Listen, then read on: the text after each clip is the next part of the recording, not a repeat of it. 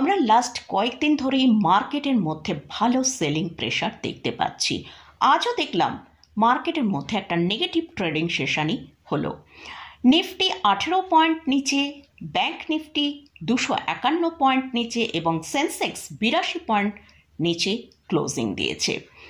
এছাড়াও যদি mid cap এবং স্মল ক্যাপ ইন্ডেক্সের দিকে ফোকাস করি, সেখানে কিন্তু একটা হিউজ সেলিং এসছে। মিড ক্যাপ ইন্ডেক্সে 950 পয়েন্ট এবং স্মল ক্যাপ ইন্ডেক্সে 365 পয়েন্টের মতন কারেকশানে ক্লোজ এসছে। তো আমরা লার্জ ক্যাপের থেকে মিড ক্যাপ এবং স্মল ক্যাপ ইন্ডেক্সে কেন এতটা সেলিং দেখলাম সেটা নিয়ে ডিসকাস করব। এরই সাথে সাথে আগামীকাল নিফটি, ব্যাংক নিফটি কীরকম ট্রেড করবে সেটা নিয়ে আলোচনা করব। আর আমার ভিউয়ার্সরা অনেকগুলো স্টক সম্পর্কে আলোচনা করার জন্য রিকোয়েস্ট করেছেন, তার মধ্যে থেকে আজকে ভিডিওয়ে দুটো স্টক নিয়ে আলোচনা করব। চলুন তাহলে ভিডিওটা শুরু করা যাক। ভিডিও শুরু করার আগে বলি, চ্যানেলে যদি ফার্স্ট টাইম ভিজিট করে থাকেন অবশ্যই চ্যানেলটা সাবস্ক্রাইব করে নেবেন আর পাশে থাকা বেল আইকনটা প্রেস করে রাখবেন। আমি ভিডিও আপলোড করার সাথে সাথে আপনাদের কাছে ভিডিওটা পৌঁছে যাবে। আর ভিডিওটা ভালো লাগলে অবশ্যই লাইক এবং শেয়ার করতে ভুলবেন না। তো আজকে আমরা মর্নিংয়ে দেখলাম নিফটি 24,803-এ ওপেন হয়ে হাই যেটা করেছিল 24,863, সেখান থেকে সার্ভ একটা সেলিং আসে, লো তৈরি করে 24,733 এবং ক্লোজিং টাইমে আমরা ক্লোজ পেয়েছি 24,793। তো নিফটি কিন্তু তার ইম্পর্টেন্ট লেভেল যেটা 24,800 ছিল তার নিচে আজকে ক্লোজিং দিয়েছে। তো মোটামুটি আমরা কিন্তু নিফটিকে একটা ভালো সেলিং প্রেশারের মধ্যেই দেখতে পাচ্ছি। তো এবারে আসছি, এই যে আমরা দেখছি লার্জ ক্যাপের থেকে মিড ক্যাপ এবং স্মল ক্যাপ ইন্ডেক্সের মধ্যে আজকে কেন বেশি সেলিং হয়েছে। দেখুন, লার্জ ক্যাপ স্টকের মধ্যে আমরা যদি দেখি এফআইস এবং ডিআইসদের একটা ভালো হোল্ডিং থাকে। তো আমরা কিন্তু মার্কেটের মধ্যে এতটা সেলিং প্রেশার আসছে, সেখানে কিন্তু এফআইস এবং ডিআইসরা যে বড় কোনো ভলিউমে সেলিং করছে সেরকম কিন্তু নয়। যেটা সেলিং হচ্ছে সেটা কিন্তু রিটেলারদের তরফ থেকে সেলিংটা আসছে, আর রিটেলারদের কাছেই কিন্তু বেশি মিড ক্যাপ এবং স্মল ক্যাপ ক্যাটাগরি স্টকগুলো বেশি হোল্ডিংয়ে থাকে। তাই মার্কেটে এই যে সেলিং প্রেশারটা আসছে, কারণ রিটেলাররা তারা ভাবছে হয়তো এই যে ইরান ইসরায়েলের যে যুদ্ধটা হচ্ছে সেটা হয়তো আরও কন্টিনিউ হতে পারে এবং এর ফলে হয়তো মার্কেট আরও বেশ কিছুটা নিচে আসতে পারে। এছাড়াও অয়েলের প্রাইস আমরা দেখছি প্রত্যেক দিনই হাইতে চলে যাচ্ছে। তো এই কারণের জন্য রিটেলাররা একটা তাদের ভয়তে তারা মার্কেটে সেলিং করছে। তার জন্যই কিন্তু মিড ক্যাপ এবং স্মল ক্যাপ ইন্ডেক্সের মধ্যে আজকে আমরা একটা হিউজ ভলিউমে সেলিং দেখলাম। তো আগামীকাল কীরকম ট্রেড হতে পারে সেটা নিয়ে আলোচনা করব। তার আগে আমরা একবার গ্লোবাল মার্কেটের দিকে যদি ফোকাস করি, সেখানে আমরা দেখতে পাচ্ছি ইউএস মার্কেট আজকে ক্লোজিং আছে তাদের ইন্ডিপেন্ডেন্স ডে উপলক্ষে, কিন্তু তাহলেও ডাউন জোনের যে ফিউচারটা ট্রেড হচ্ছে সেটা কিন্তু নেগেটিভেই ট্রেড হচ্ছে। আর অয়েল প্রাইস কিন্তু অনেকটা হাইতে ট্রেড করছে, যেটা প্রায় 77-এর কাছে আমরা কাঁচা তেলের দাম দেখতে পাচ্ছি। তাই যতক্ষণ না তেলের দাম নিচের দিকে আসছে, মার্কেট কিন্তু ওপরের দিকে সেভাবে আমরা আপসাইড দেখতে পাবো না। তো যদি তেলের দাম আরও বেশি বাড়ে তাহলে মার্কেটে আরও সেলিং প্রেশারটা বাড়তে পারে। নিফটির জন্য এখন যেটা সাপোর্ট রয়েছে সেটা হচ্ছে 24,700 থেকে 24,750। যদি নিফটি আগামীকাল আমরা দেখি যে 24,700-কে ব্রেক করে নিচে ট্রেড করেছে, তাহলে নিচের দিকে নিফটি 24,600 থেকে 650 পর্যন্ত আসতে পারে। আর যদি আগামীকাল নিফটি ওপরের দিকে 24,900-র ওপর ট্রেড করে সাস্টেন করে, তাহলে নিফটিকে আমরা ওপরের দিকে 24,950 থেকে 25,000 পর্যন্ত আপসাইড দেখাতে পারে। তো 25,000 পার করা হয়তো নিফটির পক্ষে এখন একটু ডিফিকাল্ট হবে। যদি 25,000 পার করে তাহলে কিন্তু নিফটির মধ্যে ভালো আপসাইড তৈরি হতে পারে, কারণ 25,000 লেভেলে কিন্তু একটা বড় রেজিস্ট্যান্স আছে। তো নিফটি কিন্তু এখনও রেঞ্জের মধ্যেই ট্রেড করছে, যেটা হচ্ছে নিচের দিকে 24,700, ওপরের দিকে 24,900। এই রেঞ্জের ব্রেক যতক্ষণ না আসছে ততক্ষণ কিন্তু আমরা কোনো সাইডেরই একটা ভালো মুভ দেখতে পাবো না। যদি নিচের দিকে 24,700কে ব্রেক করে তাহলে আমরা নিচের দিকে 24,600 পর্যন্ত আসতে পারি, আর ওপরের দিকে যদি 24,900কে ব্রেক করে তাহলে ওপরের দিকে 24,950 থেকে 25,000 পর্যন্ত মুভ দেখাতে পারে। তো এটা গেল নিফটি নিয়ে আলোচনা করলাম। এবারে আসছি ব্যাংক নিফটি। ব্যাংক নিফটি আজকে ক্লোজিং দিয়েছে 55,577-এ। তো ব্যাংক নিফটি আজকে কিন্তু তার যে স্ট্রং সাপোর্ট লেভেল 55,500 তাকে একবার ব্রেক করেছিল, কিন্তু ক্লোজিং টাইমে আমরা দেখলাম যে 55,500-র উপর ক্লোজ দিয়েছে। আর ব্যাংক নিফটি যদি 55,500-র নিচে ট্রেড করতে থাকে তাহলে নিচের দিকে 55,150 কিন্তু নিচের দিকে আসতে পারে। আর ওপরের দিকে যতক্ষণ না ব্যাংক নিফটি 56,000-এর লেভেলকে পার করে সাস্টেন করে ট্রেড করছে ততক্ষণ কিন্তু ব্যাংক নিফটির মধ্যে আমরা সেভাবে ভালো মুভ দেখতে পাবো না।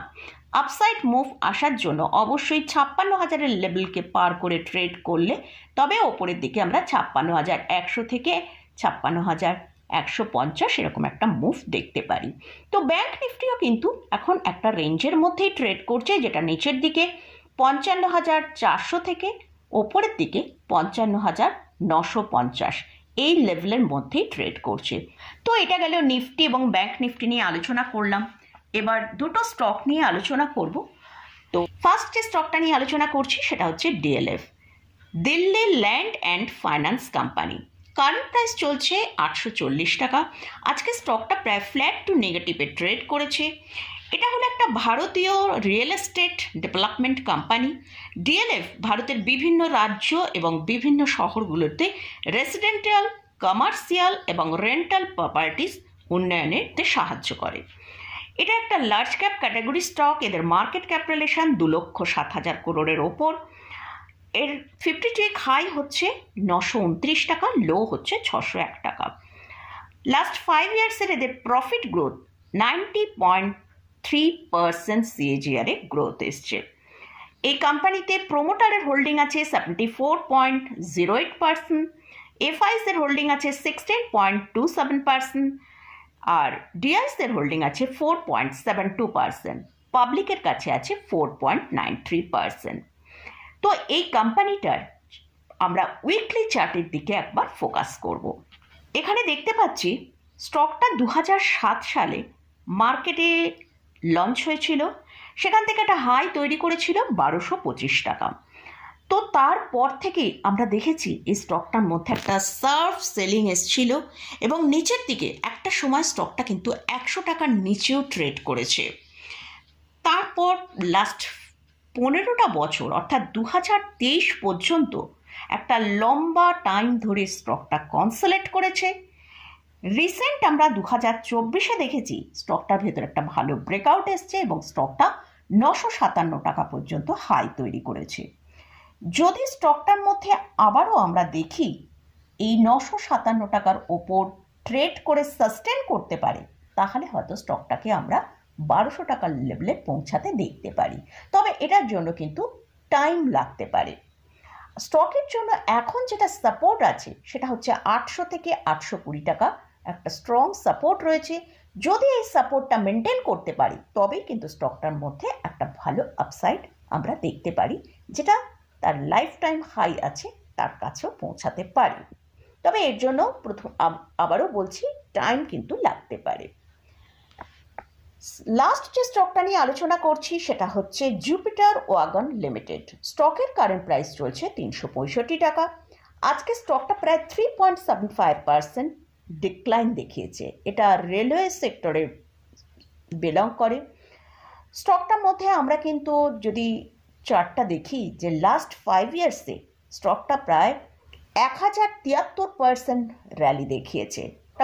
মানে 55 টাকা থেকে 748 টাকা পর্যন্ত হাই করেছিল। তো স্টকটা কিন্তু এখন আমরা দেখতে পাচ্ছি একটা ভালো ডিক্লাইনে ট্রেড করছে। স্টকটা যদি আমরা দেখি 52-উইক হাই যেটা দেখিয়েছে সেটা 748 টাকা, সেখান থেকে স্টকটা এখন 47% ডিক্লাইনে ট্রেড করছে। যেহেতু এটা একটা মিড ক্যাপ ক্যাটাগরি স্টক, এই স্টকের মধ্যে কিন্তু আমরা যেমন রিটার্নটাও ভালো দেখি সেরকম কিন্তু ডিক্লাইন যখন আসে একটা বড় ডিক্লাইন আসতে পারে। তো এই স্টকের মধ্যে এখন যেটা স্ট্রং সাপোর্ট রয়েছে সেটা হচ্ছে 340 টাকা। যদি এই 340 টাকা ব্রেক করে তাহলে স্টকটা কিন্তু নিচের দিকে 300 টাকা পর্যন্ত আসতে পারে। তো এটা একটা মিড ক্যাপ ক্যাটাগরি স্টক, আগেই বললাম এদের মার্কেট ক্যাপিটালাইজেশন 16,000 করোড়ের বেশি। আর যেহেতু আমরা লাস্ট 4 ইয়ার্সে একটা বড় র্যালি দেখেছি, তাই কিন্তু স্টকটা এখন আমরা একটা ডিক্লাইনের মধ্যে দেখতে পাচ্ছি। আমরা এমনিও যত রেলওয়ে স্টকগুলো আছে সব স্টকের মধ্যেই কিন্তু একটা ভালো ডিক্লাইন দেখতে পাচ্ছি। তার মধ্যে এই স্টকেও আমরা একটা এখন ডিক্লাইনের মধ্যেই ট্রেড করছে। যদি স্টকটা তার সাপোর্ট লেভেল যেটা বললাম শর্ট টার্ম সাপোর্ট যেটা 340 টাকা আছে তাকে ব্রেক করলে স্টকটার মধ্যে আরও বেশ কিছুটা সেলিং আসতে পারে। মানে ইমিডিয়েট সেটা যদি ব্রেক করে 300 টাকার কাছে আসতে পারে। আর স্টকের যেটা 52 উইক লো আছে 270 টাকা।